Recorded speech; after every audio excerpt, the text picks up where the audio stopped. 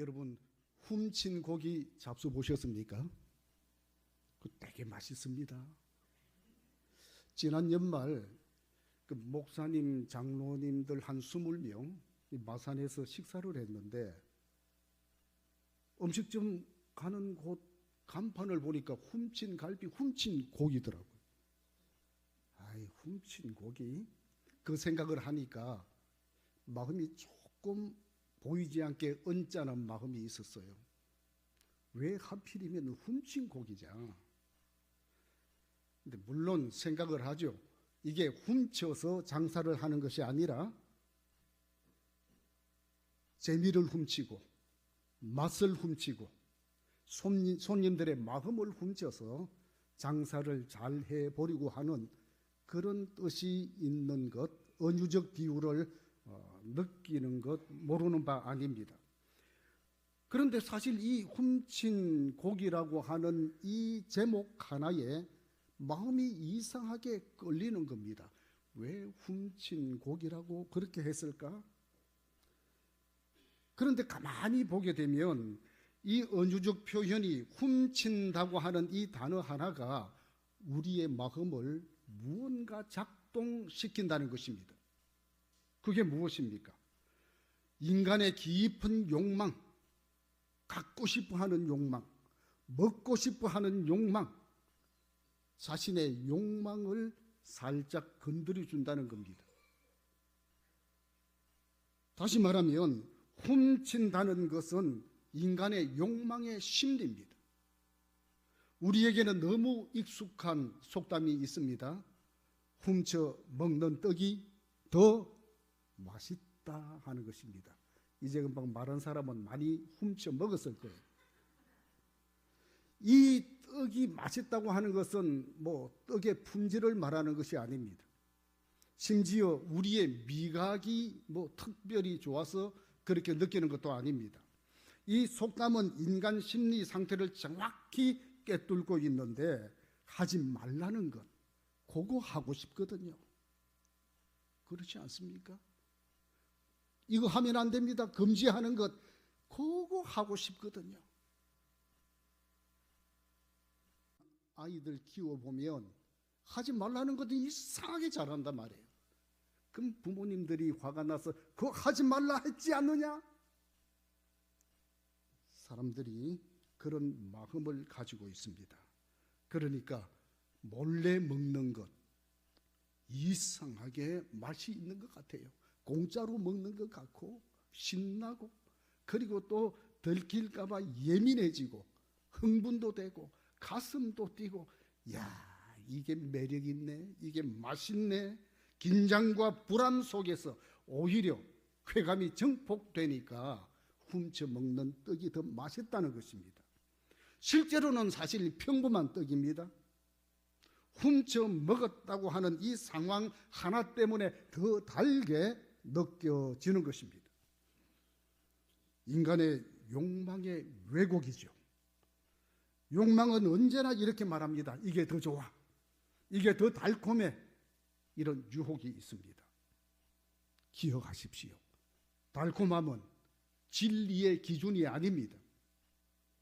성경은 이 심리를 이미 정확하게 알고 있습니다. 잠언 9장 17절 말씀에 도둑질한 물이 달고 몰래 먹는 떡이 맛있다 하느니라.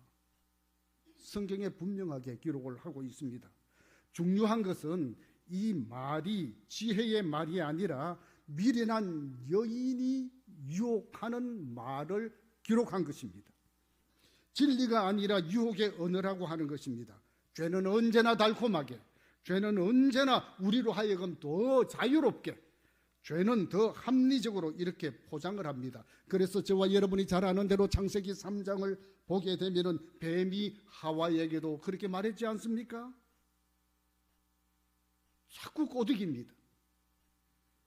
너희가 그것을 먹는 날에는 너희 눈이 밝아져 하나님과 같이 될 것이라고 하는 것을 자꾸만 충동질합니다. 사실 그 말은 거짓말입니다. 그렇지만은 거짓임에도 너무 달콤하게 들리는 것입니다. 달콤함은 여러분 아무리 달콤해도 진리의 기준 아닙니다. 오히려 이 달콤할 때 경고의 신호로 받아들이는 지혜가 있어야 될 줄로 믿습니다. 몰래 먹는 떡은 배를 채울 수는 있어도 생명을 살릴 수는 없습니다. 죄는 언제나 첫 장면만 보여줍니다. 좋다. 끝장면 보여주지 않습니다. 죄는 끝에는 망하는 거거든요. 망하는 거 보여주면 누가 이것 하겠습니까? 절대로 끝장면 보여주지 않습니다. 첫 장면만 좋다, 달콤하다, 이렇게 이야기를 해줍니다. 괜찮다, 아무 일도 일어나지 않을 것이다, 이렇게 하는 것입니다. 그래서 이번 한 번쯤은 괜찮아. 결국 이것은 파멸로 이끄는 미끼일 뿐입니다. 그러나 성경은 분명히 말합니다. 로마서 6장 23절에 뭐라고 얘기를 합니까? 죄의 삭은 사망이요, 이렇게 말을 합니다. 죄는 반드시 죄의 값을 치른다고 하는 것입니다. 다윗을 보십시오. 밧세바 사건은 순간의 욕망에서 시작되었습니다. 눈으로 보고 마음으로 품고 은밀히 취했습니다. 그 사건은 결국 순간의 욕망으로부터 시작되었지만은 순간 달콤했을지는 모르지만은 그 이후에 그 가정에 칼날이 멈출 때가 없었습니다. 죄의 대가입니다. 가룟 유다도 마찬가지입니다. 은 30은 계산된 선택처럼 보일지 모르지만은 끝은 절망과 파멸이었습니다. 죄는 결코 끝을 보여주지 않습니다. 그러나 하나님은 끝 보여줍니다. 그러면 망할 거야. 그러면 너 인생이 끝나? 그러면 우리가 정신 차릴 것 아니겠습니까? 그러므로 죄는 끝을 숨기고 하나님은 끝을 우리에게 보여주는 것입니다. 사랑하는 성도 여러분, 지금 제가 말씀드린 대로 죄는 끝을 보여주지 않습니다. 처음만 가지고 마음이 훅 하고 딸려 들어가면 안 된다는 것입니다. 항상 죄는, 다시 말하거니와 첫 장면만 보여준다고 하는 것 기억하시기 바랍니다. 훔친 물의 달콤함은 결코 생명 주지 않습니다. 그 달콤함은 우리의 영혼을 잠들게 하고 또 우리의 영혼이 일어나지 못하게 하는 마취제에 불과한 것입니다. 그리고 파멸을 향해서 서서히 걸어가게 만드는 것입니다. 여기서 아주 중요한 대조가 있습니다. 죄는 언제나 몰래 취합니다. 그러나 하나님은 끝까지 보여줍니다. 죄는 말합니다. 숨으라. 들키지 마라. 그러나 예수님은 떳떳하게 말씀합니다. 나는 생명의 떡이니 누구든지 와서 먹으라는 것입니다. 공개적으로 초청합니다. 숨어서 비겁하게 어떻게 나쁜 방법으로 하는 것 아닙니다. 죄는 항상 비겁하게 은밀하게 숨어서 우리의 마음을 작동시키지만은 주님은 공개적으로 그렇게 얘기를 합니다. 우리 신앙생활 중에 여러분 이거 좀 몰래 하고 싶은데 그런 마음이 든다고 하면 이것은 은혜의 신호가 아니라 경계의 신호로 보아야 할 것입니다. 왜? 예수님은 세상의 빛이라고 했습니다. 밝은 빛 아래 하는데 은밀하게 숨기면서 하는 게 무엇이 그렇게 좋겠습니까? 빛 앞에서 달콤함보다 진실이 중요하다는 사실입니다. 쾌락보다 생명이 중요합니다. 몰래 먹는 떡이 아니라 공적으로 주시는 예수님의 생명의 떡을 선택하시기를 바랍니다. 그 떡만이 우리를 살릴 것입니다. 그런데 저는 이 말에 여러분 집중을 좀 해 주시면 좋겠습니다. 성경에는 훔침이 칭찬받을 때가 있습니다. 아니, 이 훔친다는 것은 나쁜데 왜 성경에 칭찬하지? 잘 들으시기 바랍니다. 여기서 질문이 생깁니다. 그렇다면 성경은 모든 훔침이 죄다 이렇게 말할까요? 아닙니다. 야구 경기에 비교를 해보겠습니다. 야구 경기를 보게 되면 도루라고 하는 게 있습니다. 여러분 아시죠? 도루라고 하는 것은 훔친다고 하는 건데 상대의 빈틈을 읽고 그리고 타이밍을 잘 맞추어서 계산하고 순간적인 결단으로 한 발 앞서 나가서 베이스로 진루를 합니다. 왜 그렇습니까? 그것은 정당한 기회 선점이기 때문입니다. 야구에서 훔친다고 하는 이 도루, 스틸을 나쁘다고 말하지 않습니다. 정당하다고 하는 것입니다. 그래서 발이 빠른 사람, 도루를 잘해서 2루, 3루 가게 되면 점수 내지 않습니까? 타자가 한번 잘 해주면 점수를 내는 것입니다. 성경에도 훔침을 부정하지 않는 게 있습니다. 성경에는 적극적으로 붙잡는 믿음, 마치 천국을 침노하는 것, 침노가 뭡니까? 침략입니다. 그냥 아이고 천국 그런 거야? 이렇지만 하나님의 말씀을 우리는 잘 이해를 해야 됩니다. 그것을 오히려 칭찬하십니다. 대표적인 인물이 혈루증 여인입니다. 혈루증 여인은 율법적으로는 부정한 사람입니다. 사람들 틈에 끼어드는 것조차 허용이 안 되는 것이 이 혈루증 여인의 신세입니다. 그는 생각했습니다. 아, 내가 예수님 옷자락만 만져도 내가 나을 것 같은데 얼마나 간절했을까요? 온 병원의 약을 다 먹어도 안 낫고 사람들 앞에 떨어져 생활을 해야 되고 가족들하고 분리되어야 하고 살았지만은 죽은 목숨처럼 사는 그가 얼마나 힘들었을까요? 아예 죽으면 죽었지 한번 예수님 만나보자, 예수님 옷자락이라도 만지면 살겠다, 이런 마음을 가지고 그는 예수님 앞에 나아갔습니다. 제사장에게 허락받지도 않았습니다. 그 누구에게도 군중들에게 들어가겠다 알리지도 않았습니다. 절차를 밟지도 않았습니다. 그는 단지 기회를 붙잡았을 뿐입니다. 그리고 예수님께서 말씀하십니다. 마가복음 5장 34절에 따라 네 믿음이 너를 구원하였으니 평안히 가라. 네 병에서 놓여 건강할지어다. 할렐루야. 기회를 선점하고 기회를 포착하고 천국을 침노하듯이 침노했습니다. 그것을 보시고 예수님은 그 여인의 믿음을 칭찬하고 병에서 해방되도록 고쳐주신 줄로 믿습니다. 또 한 사람 말씀드립니다. 가나안 여인 잘 아시죠? 가나안 여인 보십시오. 그는 이방인입니다. 자격도 없습니다. 그러나 그는 포기하지 않았습니다. 아무리 예수님을 향하여 불러도 들은 척도 하지 않습니다.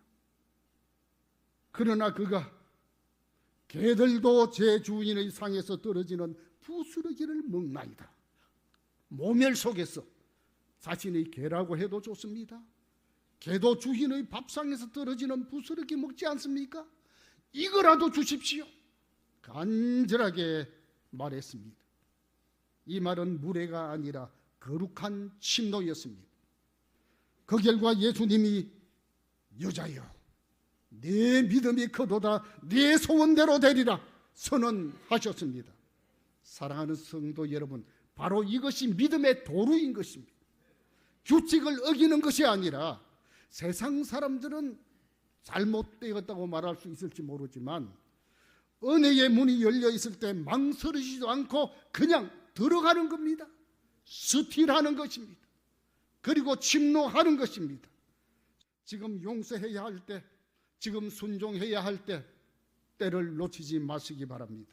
그 순간 놓치게 되면 기회는 사라지는 것입니다. 생명 있을 때, 그리고 건강 있을 때, 생각이 있을 때 여러분 열심히 우리는 결단하고 전진하고 도루해야 될 것입니다. 특별히 2026년 신앙의 결단이 있게 되기를 바랍니다. 천국은 침노하는 자들의 것입니다. 따라합시다. 천국은 침노하는 자들의 것이다. 예수님 말씀하셨습니다. 천국은 침노를 당하나니 침노하는 자는 빼앗느니라. 이 침노는 폭력이 아닙니다. 침노는 힘으로 빼앗는 행위가 아닙니다. 머뭇거리지 않는 결단, 기회를 놓치지 않는 적극성을 의미하는 것입니다. 예수님이 나를 따르라 하셨을 때 내가 조금 있다가 집에 일 좀 정리하고, 그것 아닙니다. 세리마태는 계산기 두들겨 보고 이게 지금일까 괜찮을까 이런 건 아닙니다. 즉시 따랐습니다. 어부들도 이거 뭐 거물해서 좀 돈 좀 벌고 나서 안정시키고 나서 따라야 되겠는데 그거 아닙니다. 즉시 그물을 버려두고 따랐습니다. 그렇습니다. 혈루증 여인은 언젠간 고쳐지겠지 했다면 평생 고쳐지지 못했을 것입니다. 오늘 이 순간 지금 예수님의 옷자락을 붙잡았습니다. 그래서 믿음은 준비의 문제가 아니라 타이밍의 문제일 줄로 믿습니다. 어떤 사람은 준비되면 교회 가겠습니다. 애 키워놓고 가겠습니다. 직장 찾게 되면 가겠습니다. 그러면 마음이 굳어지고 늙어져서 몸이 힘들어서 못 가고 나중에는 무덤 속에 들어갈 때 이미 타이밍은 늦은 것입니다. 그래서 믿음이라고 하는 것은 준비해서 가는 것이 아니라 타이밍이 문제입니다. 지금 당장 도루하듯이 침노하듯이 들어가는 것입니다. 거룩한 훔침, 이것을 우리는 은혜의 벤처마킹이라고 합니다. 신앙에도 훔침이 분명 있다고 제가 말씀드렸습니다. 그것은 죄가 아닌 지혜의 훔침입니다. 우리는 일상생활에서 누군가에게 이렇게 말하고 있지 않습니까? 아, 나 저 사람 본받고 싶다. 저 늘 그랬습니다. 우리 강정성 권사님 늘 본받고 싶다. 아, 어느 권사님 내가 본받고 싶다. 아, 저분 밤새도록 기도하는 저 모습 내가 본받고 싶다. 우리는 10분 20분도 못하는데, 아, 저분은 성경을 열심히 읽고 말씀으로 사는데 본받고 싶다. 여러분 다 그렇게 생각하지 않습니까? 본받고 싶은 그런 마음이 있는 것입니다. 저 사람의 태도를 배울 만하다. 저 믿음은 참 본받고 싶다. 이 마음 자체가 성령께서 우리에게 깨우쳐 주시고 우리에게 들려주시는 말씀입니다. 여러분, 기업에서도 그 기업이 성장하기 위해서 다른 기업에 좋은 것을 배우려고 합니다. 그것을 벤처마킹이라고 합니다. 그런데 벤처마킹, 그것을 배우는 것을 도둑질했다, 못했다 그렇게 말하지 않습니다. 그것을 배웠다. 그것을 배워서 우리 기업에 적용을 시켜서 우리 기업이 활성화되고 생산력을 높이고 또 기업의 직원들의 어떤 복지가 이루어지고, 그래서 우리는 배웠다고 하고 잘했다고 하고 박수를 치지 벤처마킹 했다고 저거 나쁘다 그렇게 말하지 않습니다. 마찬가지입니다. 우리가 성경에 훔친다고 하는 것, 태도를 훔치고 신앙의 멋진 모습을 훔치고, 이거 도둑질 아닙니다. 은혜의 벤처마킹입니다. 이것을 이른바 거룩한 벤처마킹이라고 부릅니다. 마지막으로 무엇을 훔치며 살 것입니까? 오늘 이것이 우리의 질문이고 오늘 이것이 우리의 기도의 제목입니다. 세상의 달콤함입니까? 몰래 먹는 떡입니까? 아니면 하나님 나라의 지혜입니까? 몰래 먹는 떡을 먹는 순간에는 우리의 배는 채울 수 있지만 우리의 영혼은 채울 수 없는 것입니다. 그러나 거룩한 훔침은 우리를 살립니다. 죄의 달콤함을 훔치지 마시기 바랍니다. 대신 은혜를 훔치시기 바랍니다. 섬김을 훔치고 저 사람의 기도의 모습을 훔치고 저 사람의 귀한 마음을 훔치고 저 사람의 섬김을 훔치고, 훔친다는 말은 불법이 아니라 배운다고 하는 것입니다. 그래서 히브리서 13장 7절에 성경은 분명히 말합니다. 그들의 행실의 결말을 주의 깊게 보고 그들의 믿음을 본받으라. 이 본받는다는 것은 흉내 낸다는 게 아닙니다. 흉내로 그치는 게 아니라 삶의 구조를 배우는 것입니다. 그래서 기도 잘하는 사람 옆에 있으십시오. 은혜 생활하는 사람 옆에 있으십시오. 교과서로만 우리에게 가르쳐 주는 게 아니라 삶을 통해서 우리에게 가르쳐 줍니다. 사랑하는 성도 여러분, 오늘 새해 첫 주에 훔친 고기보다 훔친 은혜가 귀하고 훔친 쾌락보다 훔친 믿음이 영원합니다. 금년 한 해 우리 더 성장될 수 있도록 믿음의 서틸 할 수 있기를 축복합니다. 기도하겠습니다.